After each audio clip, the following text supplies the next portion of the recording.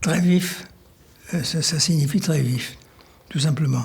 Très vif, ça permet une certaine, disons, variation dans le tempo. Pourquoi? Parce que ça dépend de la technique, déjà. Ça dépend du piano, ça dépend de la résonance, de la salle, etc., etc. Il y a beaucoup de paramètres qui comptent. Mais il faut que ça soit vraiment à la limite du possible. Ça, pour moi, oui, toujours.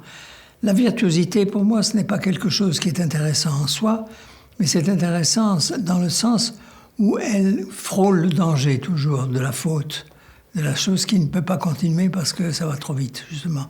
Et c'est cette limite imaginaire que je donne comme exemple.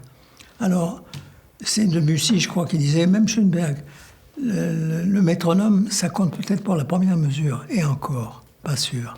Et je pense que c'est pour ça que dans beaucoup de cas dans ma musique, je ne mets plus les métronomes, et je compte sur l'intelligence de la musique pour que le tempo adopté soit un tempo qui correspond vraiment à quelque chose.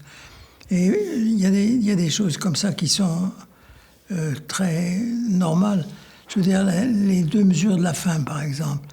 Bon, il y a un grand glissando, il y a de nouveau, on devient au milieu du registre. J'entends bien qu'on ne peut pas faire ces choses-là aussi rapidement qu'au début, où il y a simplement un aller sans retour.